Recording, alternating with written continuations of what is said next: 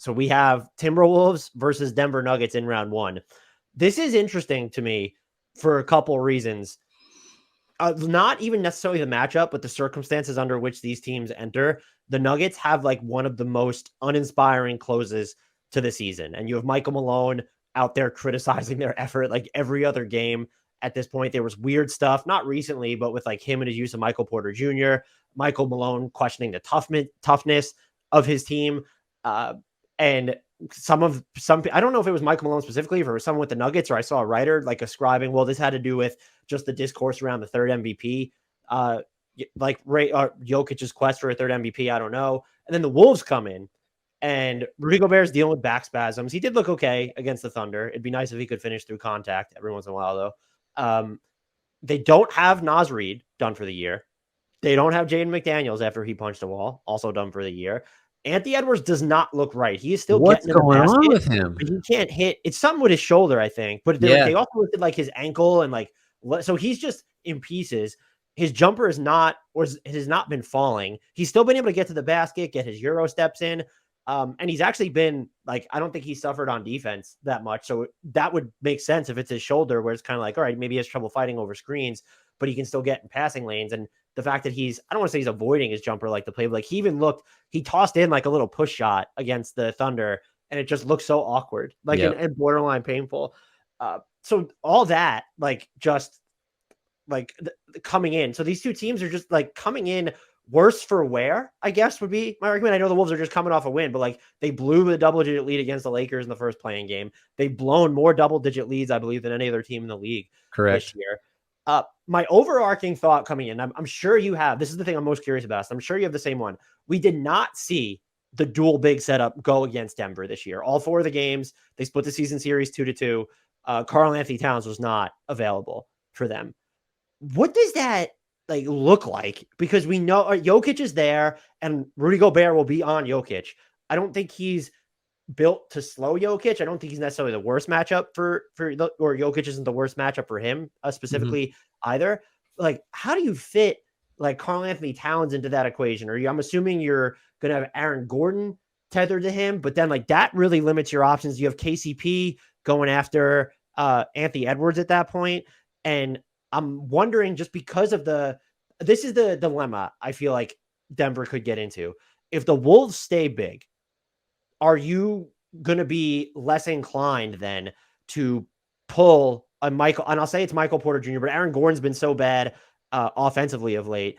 So where you're not going to go a little bit small, like Bruce Brown might help your defense a little bit more against Anthony Edwards than maybe a KCP could at points, but you're going to be reticent to pull Michael Porter Jr. for that, just because then you're downsizing by so much.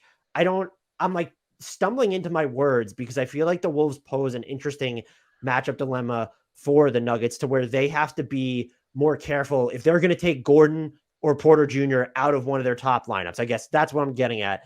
It almost feels harder against the Wolves if they're going to stay big. We know there'll be plenty of one big minutes, especially now because Naz Reid isn't healthy, but it still feels like it's something, and I don't know how to feel about it. I'm not saying it's an issue for Denver. I just don't know how to feel about it. Yeah, it's a big unknown, and certainly in contrast to had it been the Thunder, who just don't play anybody that's over 6'9". It's such a different setup, and it's worth unpacking like how much having like more size than the Nuggets, how much of a benefit that is versus being smaller and quicker and more athletic and spacing them out and attacking them that way. But I think a lot of it is just the unknown.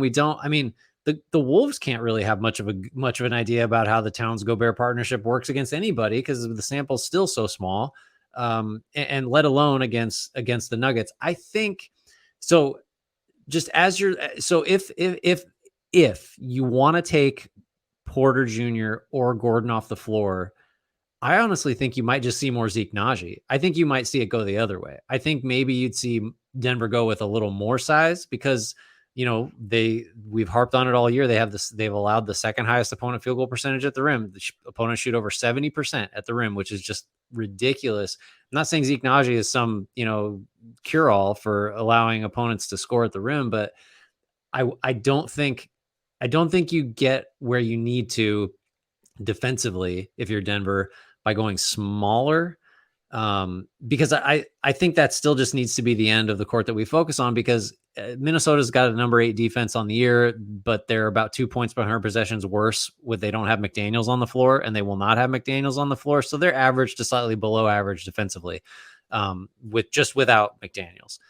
So I don't really have any concerns about how the Nuggets are going to score, however they configure their lineup size wise. So I think you might just try to protect the rim a little better, and hope that Edwards still is not able to kind of beat, if it's Brown, if it's Gordon, if it's KCP, that he's not able to just beat them individually or make Jokic work too much in pick and rolls. I think you might want more backline help. I don't know. It's weird because I don't think DeAndre Jordan. Well, unless it's Gobert only minutes, you're not going to see DeAndre Jordan, I don't think, for the Nuggets. But yeah, going small doesn't strike me as like the way forward, because that's usually what you do if you need to get some offense on the floor. Do you think, how do you feel about, like, is the Timberwolves defense low key maybe easier for Denver to defend because of their struggles in the half court with their best players on the floor? And the caveat is, I'm basing this on one, there's numbers. Like, they were in the 6th percentile when Conley, Edwards, Gobert, and Towns played together in half court offensive efficiency. The sample's so small, you just throw it out the window. But I'm looking at it as Gobert is, he's not a liability. He's just a very specific piece on offense. And you do have Towns back, but like Anthony Edwards is now banged up. You don't have the leap that kind of Jaden McDaniels did but you also do have Kyle Anderson, or Nickeil Alexander-Walker's actually been playing really well for them. That was another underrated piece of the Conley trade. And that's the other bigger one here. They just sort of have Mike Conley floating around, very good ball mover, connective passer, brings everything together. Isn't someone that's just going to roll over on defense, by the way. And I almost wonder, I'd initially thought when I dug in the numbers, I was like, this might actually be a team, when you see how vanilla their offense can be, where it gets late into the shot clock, that Denver can handle, because they're not getting late in the shot clock because they're swinging the ball around. But then you look at them when they get into their early offense, whether it's Anthony Edwards just attacking or Mike Conley just setting everybody up, they're really dangerous. And that's without Naz Reid. That's without Jaden McDaniels too. Like, they can still be dangerous doing that. And because I'm not saying Mike Conley makes all the difference, but like, he just sort of, you could, if you're Denver, very quickly run into some mathematical matchup problems just between Towns, Anthony Edwards, if he's playing well, and then Mike Conley's just sort of sitting on the floor. And then if Nickeil Alexander-Walker is going to have the type of game he has, where he's providing ball pressure on the defensive end, probably not hitting his wide open threes. Those are very hit or miss for him. But like, putting the defense itself in rotation, which is where Denver can struggle. I will say the other thing on this, before I throw it back to you, Ben Taylor did a great video on Thinking Basketball about how the Nuggets were trying, he called it peel switching, these different ways of using Nikola Jokic in the half court to ensure that you're not sacrificing as much rim protection and can kind of exist in a state of scramble. So is this a team, because of Conley, because of if Nas is going to be playing, even because of Anderson with his deliberateness getting into the lane, and then of course Anthony Edwards, where that becomes valuable? I have very strong thoughts about this matchup, and I'm so curious. My strongest thought is curiosity, and I don't have a great hold on necessarily how it plays out. Yeah, I think this is the series where, well, I don't want to overstate it, but I feel like I'm almost as interested in game 1 of this series as I am in any other. Just because, like, we're kind of just trying to imagine, right? Like, what this matchup looks like and where the holes might be, where the pressure points could be. And game 1, I think, will tell us a lot. It'll answer some of the questions you're asking with respect to lineup and how the Nuggets defend and upsize, downsize, all that stuff. I just think I'm trying to find, it's a similar thing for the Heat and the Bucks. I'm trying to find ways for Minnesota to be successful here. And I just am not I don't feel like, so for example, the Nuggets are, I want to make sure I get this right, they're 28th in points per 100 allowed off of live rebounds. So that's just, they're not getting back. It's hard for me if Edwards is not like how many times, speaking of, you said peel switches, how many times did Edwards, even tonight when he had a better game, have a 1-on-2 or a 1-on-1 like semi-transition play, and he would just peel off and he wouldn't go at the guy. He had a couple of nice layups where he really floated the rim, but he was just not pushing the pace and he was not attacking. And so if he's not going to be to the Nuggets credit, they're going to be bigger than the Thunder too, where it's like Yeah. they have Jalen Williams is just their largest body on the court at all times right now. Yeah. But I was gonna say if he's not gonna be that kind of downhill athletic force that pushes in transition and tries to exploit Denver just not being very good at getting back off live rebounds, then that's not really an area to exploit for Minnesota. And if you're gonna have Gobert and Towns on the floor, you're not. I mean, Towns can run the floor in a straight line, but he's not gonna push it himself. And so I don't see that as a way forward for Minnesota. You're His making a transition case. I want to know defense what was you're on gonna point say. against OKC. Towns was just getting back, outrunning Rudy He on a few was. possessions. Yeah. So I'm not saying it's just so fascinating. So let's get into then like just the X factors here. I feel like I can't even pick one for the Nuggets. I'm going to say Aaron Gordon because you don't want to give Karl-Anthony Towns a spot to hide, and so you need Aaron Gordon to do something, whether it's be able to cut, run off ball, or hit his threes, which he has struggled doing of late. At the same time, just if they decide to throw which teams are reticent to do because you know what happens when you double or throw the kitchen sink at Nikola Jokic. Yeah. It's why the double team data, where you're looking at, all these players look all these doubles, and then people are, well, look, Jokic isn't on this. Like, that's another vote against him for MVP. It's like, no, he's not being doubled. It's not a vote against Embiid because he was doubled so much. That's in the amount of times teams throw like 8 bodies out of the 5 players that are on the court in Embiid. It's incredible. But you're not doubling Jokic because he will cut you up. But I do think this leads me to a Michael Porter Jr. or Jamal Murray. Are those just X factors? At least one of them needs to have a monster series. And the job isn't going to be super easy for one of them because my guess is I'm assuming Conley's going to get plenty of time on Jamal Murray and that you'll see a lot of Anthony Edwards. Is he going to be on KCP and then kind of float around, or are we going to see him match up with, like, are they going to try and, I think Michael Porter Jr. is just too good of a shooter and can at least move with the ball in his hands or even without the ball in his hands that you don't want Towns on him. But one of those guys is basically who I'm looking at, where it's Jamal Murray or Michael Porter Jr. I mean, preferably both. They need to have a monster offensive series, not because the Wolves can necessarily shut down Jokic, but because you can't really trust the rest of the supporting cast right now with the way Bruce Brown has shot the ball lately. KCP's been on sort of a cold shooting streak. And then everything I mentioned about Aaron Gordon, who, by the way, people were campaigning to, and I'm not faulting people at the time. They're like, Aaron Gordon's kind of a fringe all-star right now. And then just think like where he finished the season. No. I think so if it were, that was ridiculous at the time. I'm sorry. Cause it just, I mean, I know he shot the shit out of the ball to start the year, and everybody was saying how, well, he's not just dependent on cutting baseline and getting hit by Jokic for dunks. Like, I mean, yeah, pretty much everybody on that team is.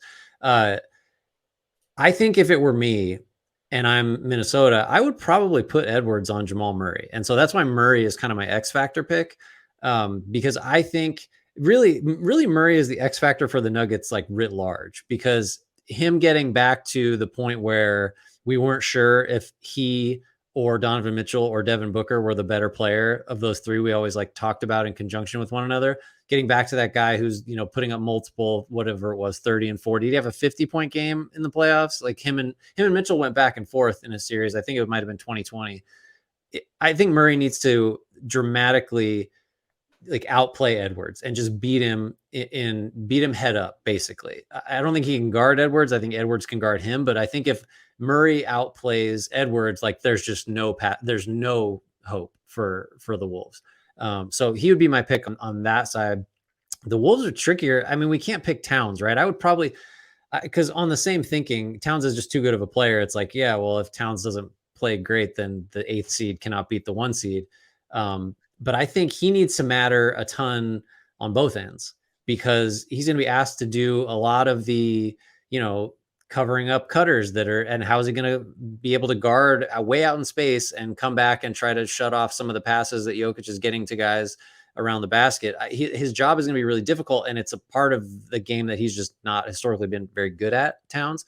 So I don't know if I don't feel like cheating to call him the X factor, but I think what he's going to have to do defensively against an offense this good that is going to put a ton of movement and spacing and activity around Jokic, like he doesn't, like, you're not going to put him on Jokic. Gobert's got that assignment. So he's going to have to be pretty spectacular defensively, I think, to keep the Nuggets from really just kind of running them out of the gym. I almost default to Nickeil Alexander-Walker for the Wolves because it seems like he's going to be the one that soaks up the most minutes in the absence of Jaden McDaniels, and also does his. We know what Mike Conley can do already, but does the pressure that he can provide on the ball, or at least getting out in transition, does that become more important if Anthony Edwards is playing through like 80 injuries? Does that become more important? He, by the way, Alexander Walker, kind of a phenomenal career like reinvention, because I don't know if you remember, he started out as just an unabashed chucker, and that was not going well for him efficiency wise. And then at some point in Utah, he just leaned in on defense, and he was awesome against the Thunder, against SGA. I mean, SGA still got his, but like Alexander Walker has the frame and was playing really hard. Like I think it's kind of amazing that he's gone from what he was to, if he sticks in the league, and I think he definitely will now, and that was in some doubt for a while, it'll be because he can just guard. And if he makes shots, great. But I should have mentioned him. I was saying I would put Edwards on Murray. I think I still would, especially if Edwards just isn't going to be as big a factor offensively. But yeah, Alexander Walker, I think is a definite, is a very interesting option to kind of see if you can get him on Murray. And maybe he can rove a little bit, even bother Michael Porter Jr., even though there's pretty big size discrepancy there. And for what it's worth, in the Denver matchups during the regular season, and I think I might agree with you with Anthony Edwards. Does he have the range of motion on his entire body to stick with Murray? They did stick him on KCP for most of the time when they played Denver. So predictions, who do you got in this series? I'm going to cower my way through this one too and just say Nuggets in 5. I think, though, this one I could see being a sweep more likely than I could see the 1-8 in the East. But I think Minnesota has enough to get one here. But that's as far as I go. I think I'm reading too much into the bad energy in Denver. I'm going to go Nuggets in 6. And I think Nuggets, we have very vocal Nuggets. I don't know if they're subscribed to us or if they just find us on YouTube. And I appreciate everyone, I guess, who watches and comments, but they're going to be, we've just gotten angry Nuggets fans at us, which is just weird because the Nuggets are my title pick as of right now. Like, will I move off that based on series matchups? I don't know. I could see it being a sweep. I could see it being in 5 games. Something just feels off about Denver. And I think the other, we didn't even really talk about their depth beyond their top 6 guys. And you're going to have to explore it depending, like Christian Brown might be super important to this series. If Michael Porter Jr. isn't having a great game and you're looking for a body to maybe throw it Anthony Edwards, or if Aaron Gordon's not having a good game. So you just don't trust anyone after their top 6 guys. And if you want to throw Brown in there, I guess that's fine. And I know depth isn't as important in the playoffs. This just feels like maybe I'm underrating their home court advantage. They've been good in Denver all year, of course, and they clearly have the best player in this series. Something feels off there. Nothing feels off about the Timberwolves to you? Guys are punching each other. All right. That's fair. Nuggets in 5. They don't have Jaden McDaniels, and I'm not factoring that in enough. Nuggets in 5. The pick is Nuggets in 5 for me. Do you want to take us out of here after we said we were going to do sub 10 minutes on each series and we did 20 on each series? Well, a 2-to-1 promise to delivery ratio is pretty good for us. So everybody, thanks for listening. Like, rate, review, subscribe, follow us on socials, tell your friends, tell your enemies. Enjoy the playoffs, man. The playoffs start tomorrow. I'm pumped. I can't wait. I'm really excited. We will reconvene frequently to give you more incredible content that hopefully has a little more drama than a couple of 1 versus 8 matchups. But as always, we close with a shout out to the one and only Frank Ntilikina, and also an apology to Jared Allen.